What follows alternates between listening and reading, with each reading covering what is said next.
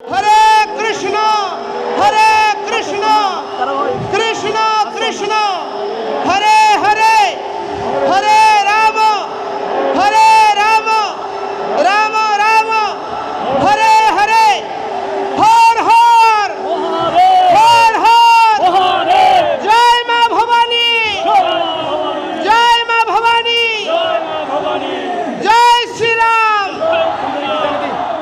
আমি আপনাদেরকে এই ঐতিহাসিক লালদিঘি ময়দানে সনাতন জাগরণ মঞ্চ এবং বাংলাদেশে বর্তমান আন্দোলনের আমাদের যতগুলো সংগঠন রয়েছে, সম্মিলিত সংখ্যালঘু জোট, সনাতন অধিকার আন্দোলন, সংখ্যালঘু অধিকার আন্দোলন, পূজা উদযাপন পরিষদ, আমাদের জাগো হিন্দু বিদ্যার্থী সংসদ, শারদাঞ্জলি ফোরাম এবং হিন্দু মহাজোট, বাংলাদেশ হিন্দু পরিষদ সহ অপরাপর যত সংগঠন রয়েছে, যারা আজকে হৃদয়ের আরতি আর আবেগ নিয়ে ঐতিহাসিক এই লালদিঘি ময়দানে, যেখানে স্বাধীনতার স্বপ্ন বপিত হয়েছে,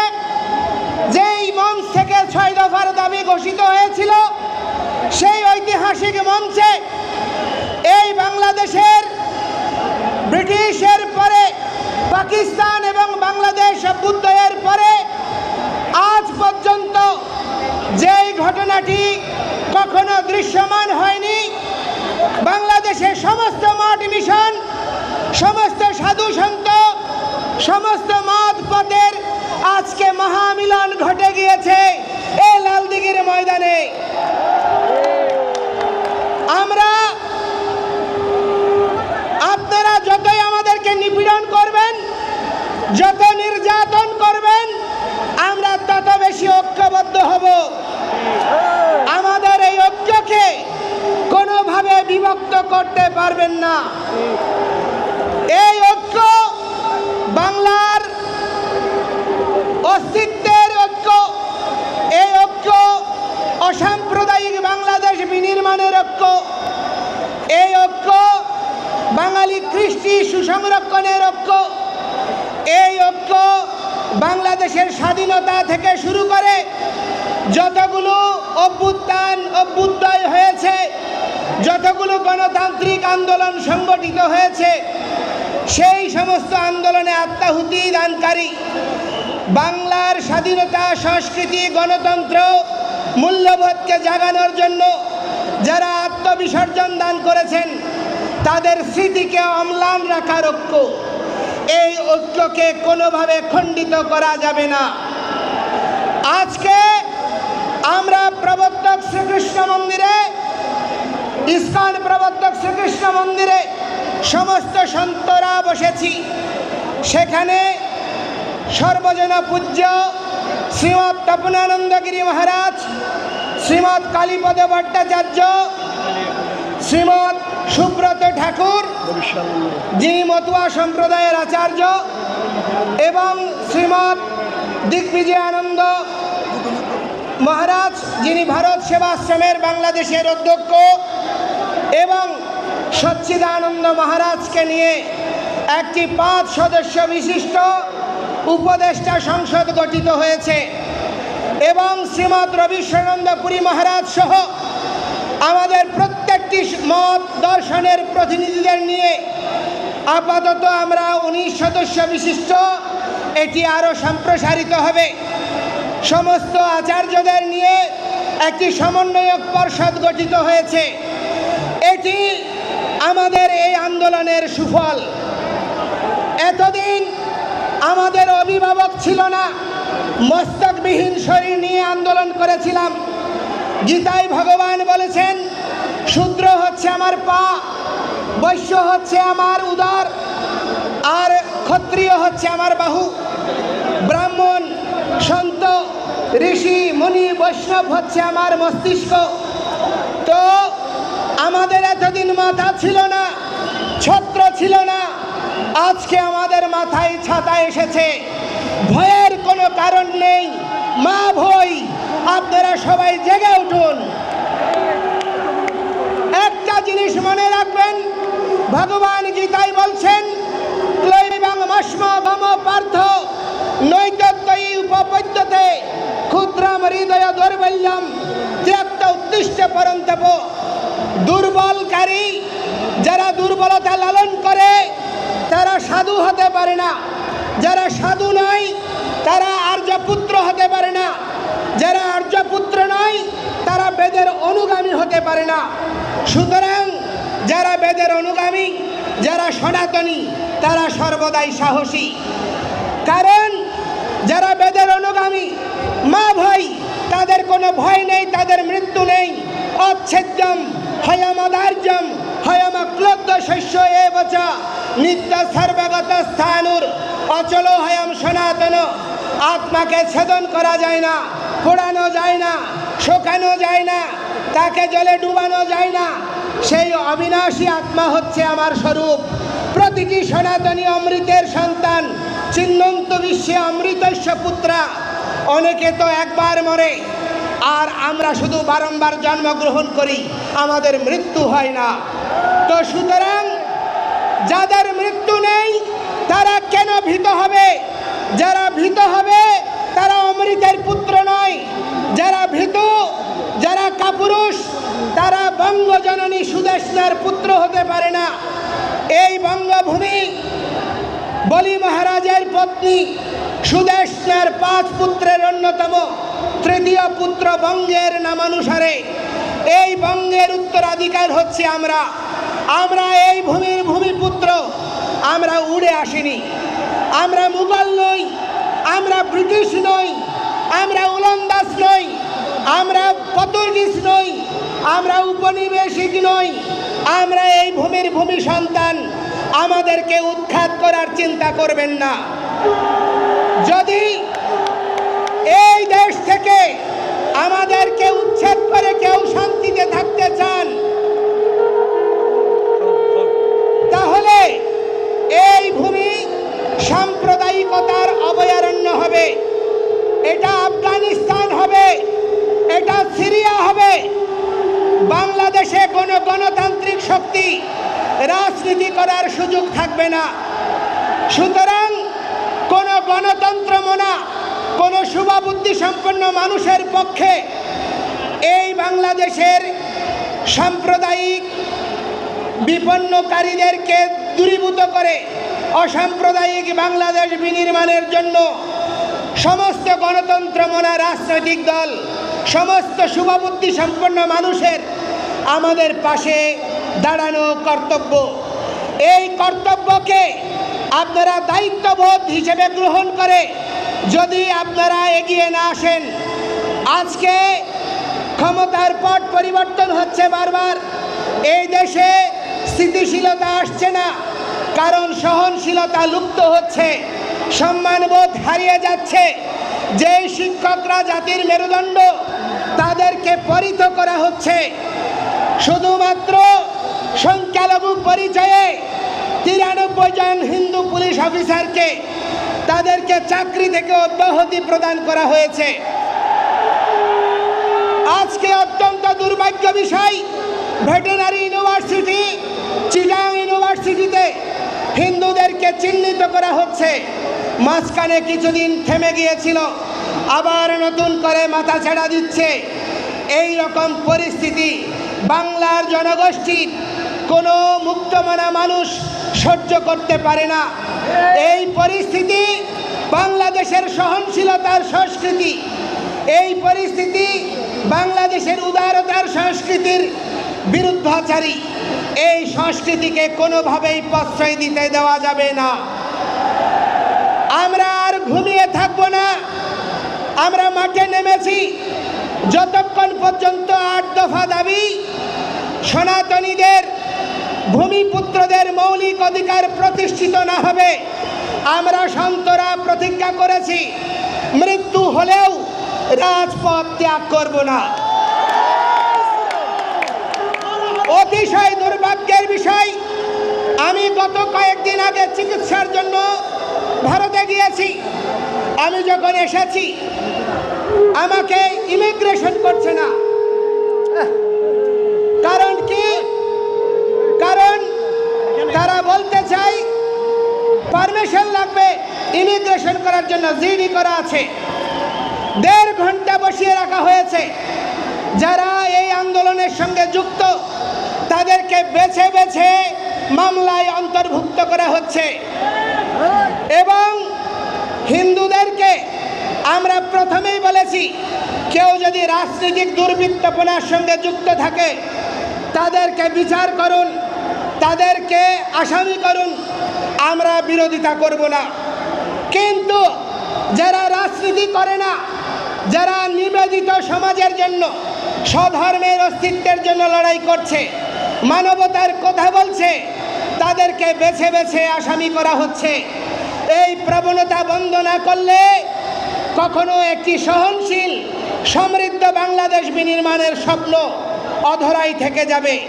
সুতরাং আমাদেরকে বাদ দিয়ে কোনো রাষ্ট্রযন্ত্র বিনির্মাণের প্রচেষ্টা আপনারা কখনো করবেন না। বাংলাদেশ স্বাধীন হয়েছিল 4টা মূলনীতির উপর আধার করে। সেইখানে ধর্মনিরপেক্ষতা, গণতন্ত্র, সমাজতন্ত্র, জাতীয়তাবাদ। বাংলাদেশের জনগোষ্ঠী, প্রতিটি মানুষ, আমরা হিন্দু, মুসলিম, বৌদ্ধ, খ্রিস্টান, পরস্পরের প্রতি সম্মান রেখে, শ্রদ্ধা রেখে, পরস্পরের প্রতি সম্পর্ক আর আত্মভালোবাসার মনোভাব নিয়ে স্বাধীনতার 53 বৎসর অতিক্রম করার চেষ্টা করেছি। পাকিস্তানের 25 বছর চেষ্টা করেছি। আজকে দেশে কি হচ্ছে?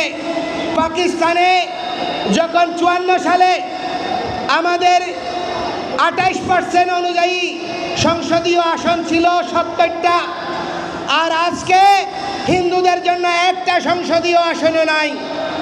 আমাদেরকে দলীয় পরিচয়ে হয় আওয়ামী লীগ, নয় বিএনপি, নয় জাতীয় পার্টি, দলীয় পরিচয়ে নমিনেশন দিয়ে দলীয় চাকরে পরিণত করছে। হিন্দুদের অস্তিত্বের কথা বলার জন্য কোনো অবলেশ দিচ্ছে না। এই বাস্তবতায় আমরা আমাদের সংখ্যানুপাতিক হারে আমাদের সংসদীয় আসন বরাদ্দ করতে হবে। আমরা এই দেশে প্রায় 32টা থেকে 33টা আসন পাই। সেখানে আমাদেরকে মূলা ঝুলানোর রাজনীতি করে আমাদেরকে আর দাবিয়ে রাখবেন না। এই রকম যদি হয় আমরা বাংলাদেশে ভোট বর্জন করব, কিন্তু আমরা গণতন্ত্রের নামে প্রহসনকে মেনে নেব না। একটা কথা বলতে চাই, বাংলাদেশে আমরা সংখ্যালঘু সুরক্ষা আইন চাইছি, আমরা সংখ্যালঘু কমিশন চাইছি, আমরা সংখ্যালঘু মন্ত্রণালয় চাইছি। আমাদেরকে তথাকথিত মানবতাবাদীরা, তথাকথিত জাতীয়বাদীরা বলে যে আপনারা বাংলাদেশের নাগরিক, বাংলাদেশের জনগোষ্ঠীর মধ্যেই আপনারা থাকবেন। আরে ভাই, 560টা মসজিদ হয়েছে, একটা মন্দিরও কি এই জনগোষ্ঠী হিসেবে আমরা পেতে পারি না? আজকে দেখুন কি ধরনের প্রহসন। 15,000 কোটি টাকা ধর্ম মন্ত্রণালয়ের বরাদ্দ, আর সেখানে 3 ধর্মাবলম্বী নিয়ে 200 কোটি টাকা। তাহলে এটি কি প্রহসন না? আমরা কি বাংলাদেশি হিসেবে পরিচয় দিচ্ছেন, নাকি আমাদেরকে সংখ্যালঘু তকমা সিল মেরে দিচ্ছেন? আমরা সংখ্যালঘু বললে আন্তর্জাতিক সনদ হিসেবে অধিকার দেওয়ার ভয়ে আমাদেরকে বাংলাদেশি পরিচয় প্রদান করতে চাইবেন, কিন্তু আমাদের নৈতিক অধিকার থেকে বঞ্চিত করবেন। এই প্রহসন আমরা আর মানব না। একটা জিনিস মনে রাখবেন, বাংলাদেশে সংবিধান সংশোধনের উদ্যোগ নেওয়া হচ্ছে, আমাদের কোনো আপত্তি নাই, কিন্তু আমরা 2য় 3য় শ্রেণীর নাগরিক হয়ে এই সংবিধান সংশোধনকে মানব না। বাংলাদেশের স্বাধীনতার 4 মূলনীতিকে অক্ষুণ্ণ রেখে এবং আমাদের যে বৈষম্যমূলক নিপীড়নগুলো হয়েছে, আইনানুগভাবে আমাদেরকে রুদ্ধ করা হয়েছে, সেই অবস্থা আমরা মেনে নেব না। পাকিস্তানে প্রধান বিচারপতি হিন্দু হয়েছে, বাংলাদেশে 53 বছরে একজনকে করে আপনারা ঝেঁটিয়ে বিদায় করেছেন, গলা ধাক্কা দিয়েছেন। আমাদেরকে বিচার বিভাগে দুর্গাপূজার ঘটনায় জেমসেন হলের মামলায় কোর্টে যাওয়া হয়েছে। হিন্দু আইনজীবীদেরকে ভয় দেখানো হয়েছে, তাদেরকে আগ্রাসী আচরণ করা হয়েছে, হুমকি দেওয়া হয়েছে। পরের দিন আমরা যখন রাজনৈতিক যোগাযোগ করলাম, তারা আইনজীবীরা শান্ত রোল প্লে করেছে। বিচারক বলেছে তারা ক্ষমা চাইবে, সেই শর্তে জামিন দিয়ে দিলাম। ক্ষমা তো চাইলই না। আমি বলতে চাই, যেই সমস্ত হিন্দুদেরকে ধর্মীয় অনুভূতি আঘাত হানার মামলায় আসামি করা হচ্ছে, তাদেরকে কি কোর্ট ক্ষমা চাওয়ার অজুহাতে জামিন দেবে? জামিন দিয়েছে? দেয়নি। তাহলে আমাদেরকে কি বিচার করা হচ্ছে? আমাদেরকে কি নির্দেশ করা হচ্ছে? যে তোমরা এই দেশের দ্বিতীয় শ্রেণীর নাগরিক, তোমরা এই দেশের সামগ্রিক নাগরিক নও, বাংলাদেশের সামগ্রিক জনস্রোতের অংশ নও, সেই কথাটি প্রতিবাদ করছে। ভগবানের স্রষ্টার কি নির্মম করুণা! যেই বিচারক এটি করেছে, এক সপ্তাহ যায়নি সেই বিচারককে স্লাসে প্রেরিত করতে যাওয়া হয়েছে। দেশে না বিচার বিভাগ রয়েছে, না পুলিশ রয়েছে, না কোনো প্রশাসন রয়েছে। এই রকম একটি অবস্থার মধ্যে আমাদেরকে নিরাপত্তা দেওয়ার প্রচেষ্টা করছে সরকার। আমরা ওনাদের আন্তরিকতাকে ধন্যবাদ জানাই।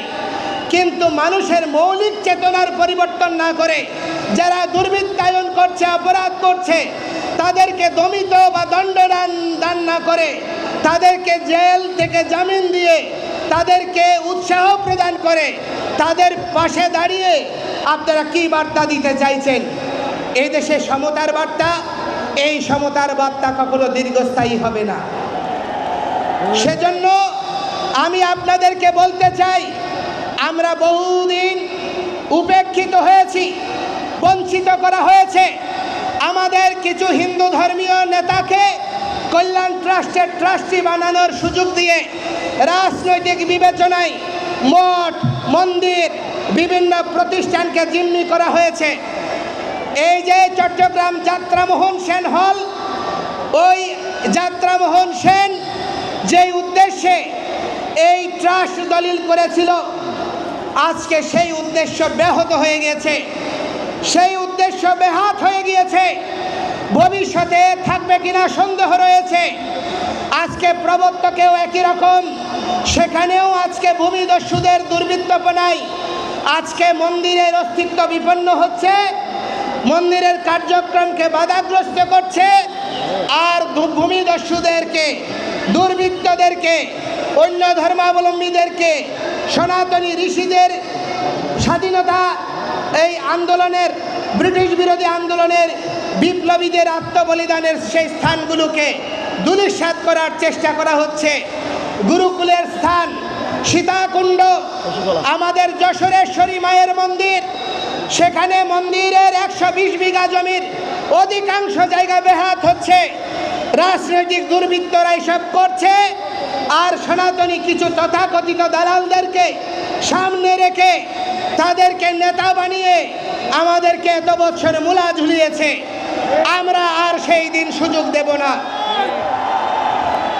আমরা, আমাদের ত্যাগী সন্তরা, তারা এই আন্দোলনের মুখ হবে এবং নেতৃত্ব দেবে।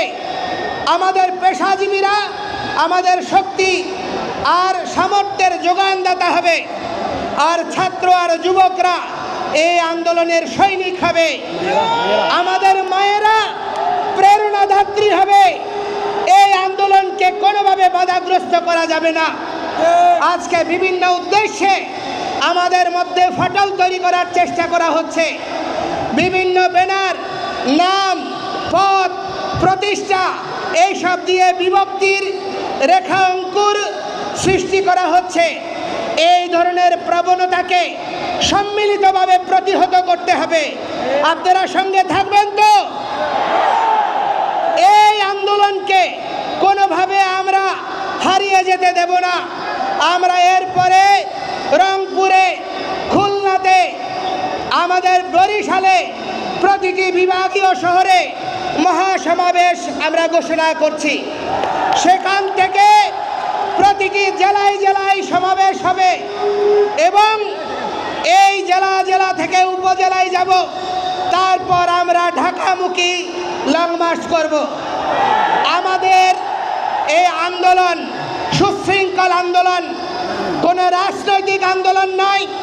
কালকে আমাদের দুঃখ লাগে যখন হিন্দুরা কিছু বলে, ধর্মীয় অনুভূতির কথা বলে, রাজনৈতিক ট্যাগ দেওয়ার চেষ্টা করে।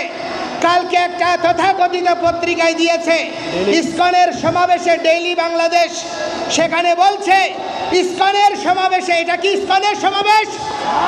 এটা সনাতনীদের সমাবেশ, এটা হিন্দুদের সমাবেশ, এটি বেদের অনুগামীদের সমাবেশ, এটি সমস্ত সংখ্যালঘু জনগোষ্ঠীর সমাবেশ। এই সমাবেশে নাকি নিষিদ্ধ ছাত্রলীগ এসেছে, এই রকম প্রপাগন্ডা করেছে। এর আগে চেরাগি নিয়েও একই রকম রিপোর্ট করেছে।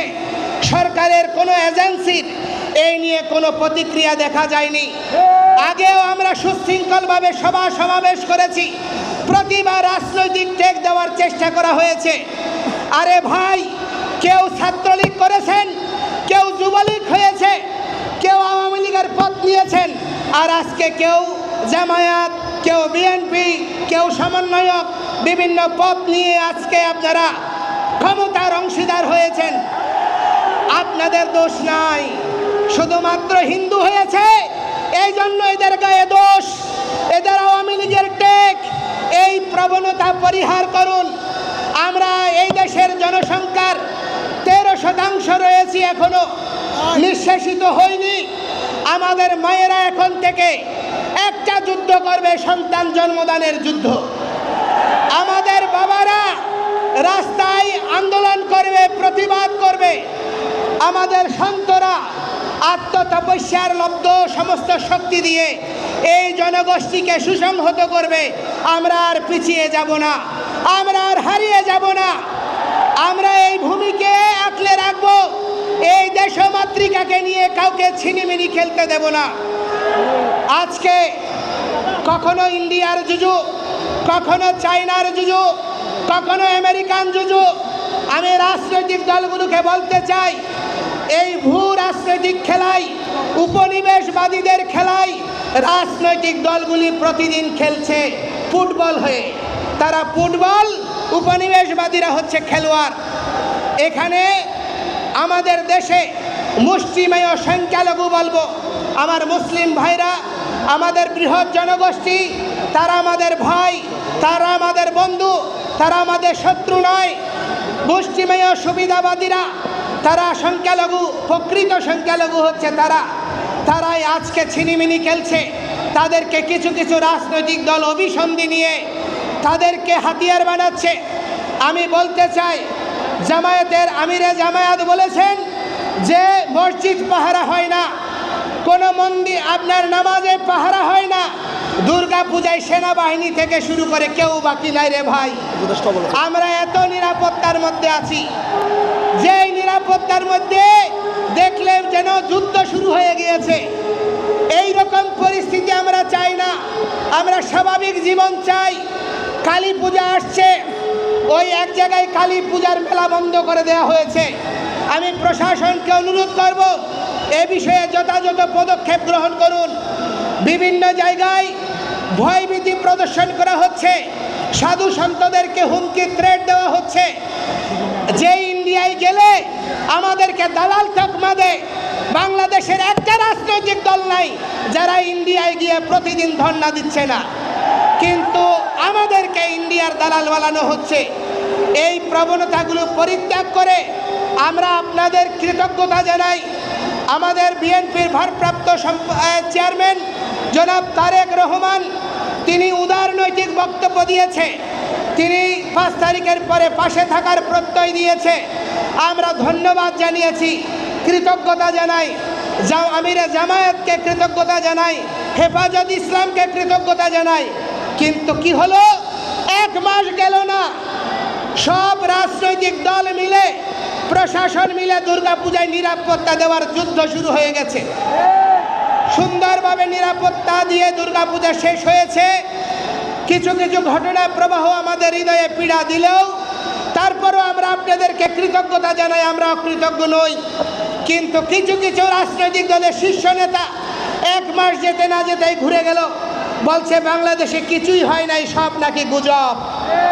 যদি রে ভাই গুজব হয়, যদি নিরাপত্তার প্রশ্ন না থাকে, এত নিরাপত্তা বেষ্টনী কেন? এই প্রশ্নটি আপনাদের কাছে রেখে যেতে চাই।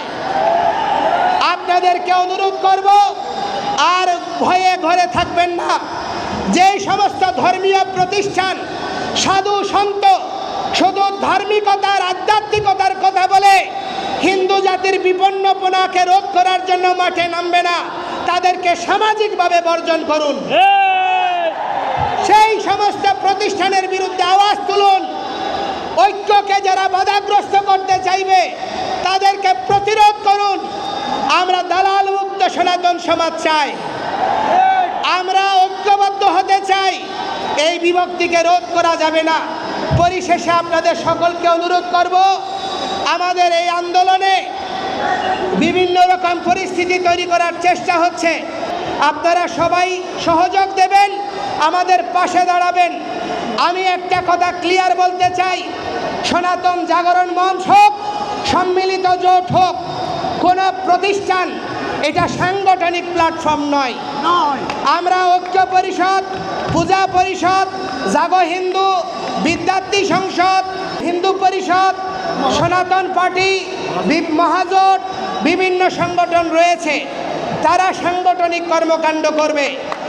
এই আন্দোলনকে অন্য খাতে রূপ দেওয়ার প্রচেষ্টা করবেন না। এই আন্দোলনকে নিয়ে বাণিজ্যের প্রচেষ্টা হবে না।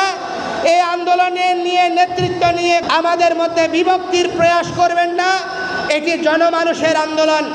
এখানে আমি নেতা, আপনি নেতা, এখানে আমি অনুগামী, আমি সেবক, আপনি সেবক, আমি রাজা, আমি প্রজা, আপনি রাজা, আপনি প্রজা, আমরা সবাই রাজা, আমাদের রাজা রাজত্বে। সুতরাং আমরা আবার এই মাতৃভূমি রক্ষার জন্য সর্বাবস্থায় সচেতন থাকব। প্রতিটি এলাকায় আমাদের যুবকদের অনুরোধ করব, এক একটা যুবগোষ্ঠী গড়ে তুলুন, সম্মিলিতভাবে আমাদের মঠ মন্দির আমরা পাহারা দেব, আমাদের দেবালয় আমরা পাহারা দেব, যে আমাদের আরাধ্যকে আমরা সংরক্ষণ করব। এই প্রার্থনা জানিয়ে আপনারা সহযোগ দেওয়ার জন্য ধন্যবাদ জানিয়ে আমার বক্তব্য শেষ করছি।